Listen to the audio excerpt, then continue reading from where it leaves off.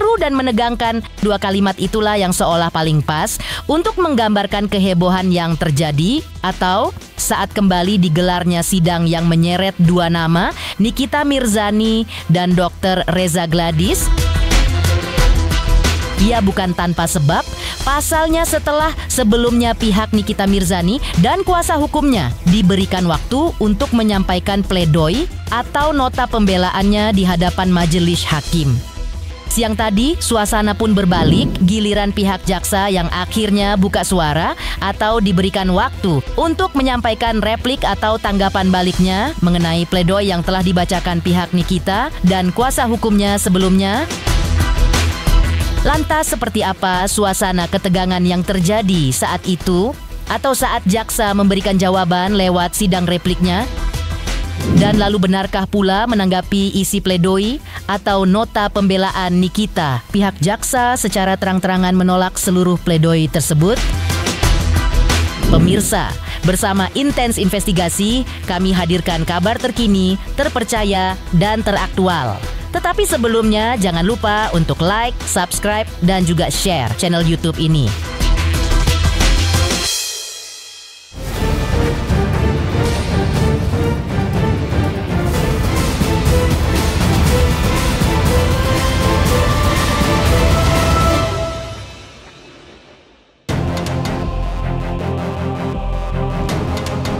Seperti diceritakan sebelumnya, sidang lanjutan kasus dugaan pemerasan dan tindak pidana pencucian uang dengan terdakwa Nikita Mirzani resmi kembali digelar di Pengadilan Negeri Jakarta Selatan siang tadi. Beragendakan pembacaan replik atau tanggapan jaksa penuntut umum atas pledoi atau nota pembelaan yang dibacakan pihak Nikita dan kuasa hukumnya pada sidang sebelumnya. Tak main-main dalam replik yang disampaikannya. Pihak jaksa pun dengan tegas menolak seluruh isi pledoi atau nota pembelaan pihak Nikita. Menanggapi hal ini, pihak jaksa dalam replik pun menjabarkan beberapa alasan mereka yang menolak semua isi pledoi tersebut seperti berikut ini. Yang kami hormati Majelis Hakim Pengadilan Negeri Jakarta Selatan, saudara terdakwa dan tim penasihat hukum terdakwa, bahwa terdakwa Nikita Mirzani tidak mempunyai kedudukan hukum dan keahlian dalam melakukan edukasi tentang kesehatan kulit. Hal ini disampaikan karena terdakwa Nikita Mirzani sesuai pengakuannya adalah seorang artis. Maka kemampuan dan keahlian seorang artis adalah dalam dunia akting, yaitu seni yang bertujuan untuk menghibur atau menyampaikan cerita melalui peran yang disimulasikan dengan melibatkan perbuatan berpura-pura untuk membuat penonton percaya pada cerita yang disajikan dalam konteks fiksi yang terlebih dahulu disepakati dengan sutradara. Jadi kalau ada seorang artis yang mengatakan dirinya melakukan edukasi kesehatan kulit, maka penuntut umum beranggapan hal tersebut masuk dalam keahliannya, yaitu akting yang disepakati terlebih dahulu dengan sutradara, di mana seorang sutradara berperan sebagai mewujudkan naskah menjadi sebuah karya audiovisual dengan mengarahkan para pemain dan kru yang pada intinya adalah sutradara sebagai pemeran utama menghubungkan peristiwa sesuai dengan skenario. Sementara itu, seperti terlihat dalam jalannya persidangan, memang tak banyak hal yang bisa dilakukan Nikita dalam sidang beragendakan replik atau tanggapan balik dari jaksa penuntut umum tersebut. Tampak hanya duduk tenang di kursi pesakitannya, sembari menyimak satu per satu kalimat yang dilontarkan jaksa penuntut umum. Meski begitu, dari raut wajahnya terlihat jelas bahwa ada yang ingin disampaikan Nikita atau usai mendengarkan langsung replik dari jaksa penuntut umum yang intinya menolak seluruh pledoi atau pembelaannya. Lantas seperti ini kata Nikita dan kuasa hukumnya usai persidangan. Ya kan emang gitu, kalau replik dari jaksa kan ya jaksa pasti nolak. Tapi ya lucu aja sih. Dia yang tunggu duplik dari aku. Ini kita disuruh baca. Iya, padahal hobi aku ngebaca ya. Kalian kan tahu teman-teman wartawan, aku tuh hobi sekali sama membaca. Semua buku aku baca. Ya, dia selalu berasumsi sendiri, nggak apa-apa lah. Dia juga mempertanyakan kapasitasnya Kak Niki sebagai orang yang mereview skincare. Itu seperti apa Kak? Iya, kalau orang review skincare itu kan nggak harus seorang dokter ya. Yang penting dia tahu kalau bahan-bahan yang di dalam skincare itu berbahaya, itu nggak harus seorang dokter. Gitu. Ini jaksa seolah-olah bermasalah pribadi sama kami, ya. Sebenarnya tidak patut bahwa kemudian dikatakan untuk kami belajar lagi dan lain sebagainya, kan? Nah, hal-hal yang begini itu menunjukkan bahwa jaksa ini tidak lagi menjalankan tanggung jawabnya sebagai jaksa atau pengacara negara gitu kan. Dia seolah-olah mengatakan kami belajar lagi, artinya tidak pintar begitu lah kira-kira ya. Nah, tapi kalau kami balik dengan kalimat yang sama gitu, nah maka apa yang akan terjadi? Yang terjadi nanti debat kusir. Sana bilang mereka kita suruh belajar lagi, mereka suruh kita belajar lagi. Nah, ini yang tidak boleh sebenarnya diperlihatkan kepada publik ya. Emang dirubah kan dari Polda kan 368 27A ayat 1. Nah, dituntutan didakwaan jadi 369 27B ayat 2. Kan tidak ada yang pernah di BAP ayat-ayat itu. Meninggalkan sedikit kehebohan yang terjadi dalam ruang sidang siang tadi. Dalam sidang sebelumnya, Nikita sempat curhat mengenai kesehariannya di rumah tahanan yang mungkin tidak banyak orang ketahui. Nikita saat itu bercerita mengenai ibadah yang dilakukannya. Tidak hanya itu, Nikita berbagi dengan beberapa narapidana yang tinggal bersama dengannya di rumah tahanan.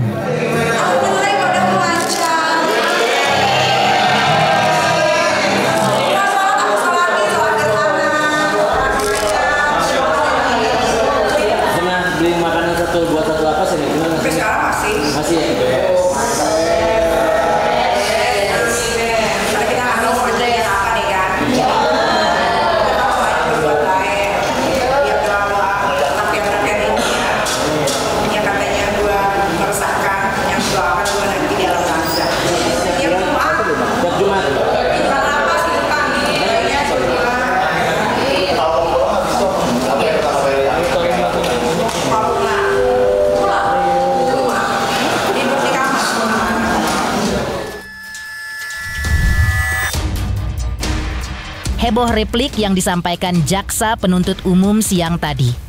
Sebelumnya bertepatan dengan sidang pledoi Nikita Mirzani pekan kemarin, rekannya Ismail Marzuki juga menjalani persidangan yang sama. Lantas seperti apa jalannya sidang? Benarkah setelah selesainya sidang, Ismail pun mengaku masih dibuat kecewa dengan beberapa kejadian yang terjadi dalam persidangannya. Pemirsa Intens Investigasi, jangan lupa saksikan terus Intens Investigasi dan pastikan jangan lupa untuk like, subscribe, share, dan juga komen. Tim redaksi Intens Investigasi mengucapkan banyak terima kasih kepada semua subscribers. Hingga channel Intens Investigasi kini menuju 4 juta subscribers. Halo, saya Denny Darto yang mengucapkan selamat untuk Intens Investigasi yang road to 4 juta subscribers, luar biasa, dan ini semua berkat dukungan kalian.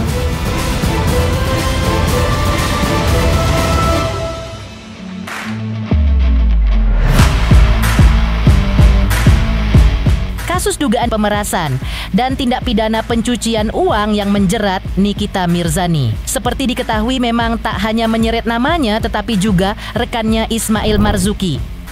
Ismail dalam perkara ini pun dituntut dengan masa hukuman yang kurang lebih sama dengan Nikita, yaitu 7 tahun penjara dan denda 2 miliar rupiah. Disinggung mengenai hal usai persidangan, Ismail sempat mempertanyakan pasal yang berubah-ubah menurutnya. Dalam kasusnya ini, ia dan rekannya Nikita didakwakan dengan pasal 368 tentang dugaan pemerasan. Namun ketika pembacaan tuntutan justru berubah menjadi pasal 369 tentang dugaan pengancaman dengan pencemaran nama baik. Harapan saya itu yang terbaik aja, yang mudah-mudahan yang mulia yang terhormat bisa melihat semua kebenaran yang ada. Yang soalnya kan banyak yang dari JPU itu mengatakan itu tidak ada di dakwaan semua. Kalau saya pasrah. Tapi kalau misalnya buat Nikita, saya berharap dia bisa bebas karena anaknya baru masuk rumah sakit lagi kan. Tadi si Icat bilang baru kemarin keluar rumah sakit, terus hari ini tadi masuk rumah sakit lagi. Gitu. Jadi saya berharap nih ya, kalau misalnya saya emang harus masuk ya saya masuk, nggak apa-apa, tapi Nikita yang sampai harus bebas. setali tiga uang dengan apa yang disampaikan Ismail. Sebelumnya, seorang praktisi hukum senior yang juga dikenal sebagai pembela masyarakat kecil Hotman Paris Hutapea juga sempat mempertanyakan konstruksi kasus yang menempatkan Nikita sebagai pelaku pemerasan dalam perkara ini. Apakah ada tindak pidana? Apakah tidak terjadi tindak pidana? Saya tidak mau memberikan komentar. Hanya saya mengingatkan kepada para pendukung Nikita agar fokus ke surat dakwaan. Jangan terlalu huru-hara di pengadilan yang membuat aparat hukum jadi marah. Ya, toh pada akhirnya nasibnya di kita kan di tangan hakim. Jadi fokus kepada surat dakwaan itu. Surat dakwaan itu intinya adalah mempergunakan media elektronik ya dengan cara melawan hukum untuk mendapatkan sesuatu. Yang maksudnya di situ maksudnya jaksa itu adalah untuk mendapatkan uang. Itu dakwaannya. Saya nggak tahu apa itu terbukti atau tidak. Itu pasal 27 ayat 2. Pasal 27 ayat 2 Undang-Undang ITE. Makanya berarti di sini ada pelapor yang adalah sebagai korban dugaan pemerasan. Ada terlapor yang dianggap sebagai pelaku pemerasan.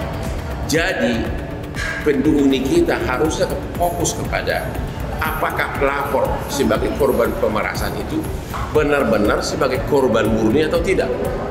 Misalnya ya, banyak dia punya produk yang dijual itu melanggar hukum, tidak sesuai peraturan BPOM. Dan untuk itu dia tidak rela kalau sampai si terdakwa untuk membocorkan di media, akhirnya dikasih uang. Kalau begitu berarti kan dia ada dugaan, dia menutupi dugaan kejahatannya. Kalau seseorang menutupi perbuatan melawan hukumnya, apakah dia korban? Apakah dia cocok jadi pelapor di tindak pidana? Kan dia kan happy, gitu ya? Artinya apa? Boroknya nggak dibongkar, dia kasih duit. Ya, dia rugi uang, tapi dia dapat imbalan. Boroknya tidak dibongkar oleh si terdakwa. Ngerti nggak? Berarti menjadi pertanyaan apakah itu tergolong sebagai pemerasan. Pemerasan itu kan seseorang tidak melakukan kesalahan, tidak bersalah, tapi diancam untuk menyerahkan uang atau menyerahkan sesuatu. Ya kan? Nah, kalau ini kan apakah memang korban yang diperas itu ada kelemahannya, ada boroknya? Kalau memang ada boroknya, dia ngasih uang agar boroknya tidak ketahuan. Menjadi pertanyaan. Kehebohan perkara ini dan juga tuntutan 11 tahun penjara yang dituntut kepada Nikita membuat beberapa praktisi hukum buka suara. Lantas, seperti apa analisis Irjen Pol Ricky Sitohang terkait tuntutan ini? Pemirsa Intens Investigasi, jangan lupa saksikan terus Intens Investigasi dan pastikan jangan lupa untuk like, subscribe, share, dan juga komen. Tim redaksi Intens Investigasi mengucapkan banyak terima kasih kepada semua subscribers. Hingga channel Intens Investigasi kini menuju 4 juta subscribers. Halo, saya Denny Darto yang mengucapkan selamat untuk Intens Investigasi yang road to 4 juta subscribers. Luar biasa, dan ini semua berkat dukungan kalian.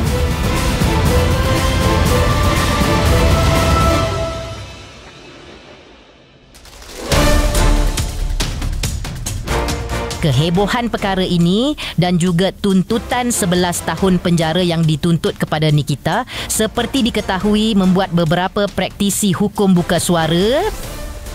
Dalam pernyataannya kepada awak media, Irjen Pol Ricky Sitohang menyebut cukup dibuat kaget dengan lamanya tuntutan yang dijatuhkan kepada Nikita.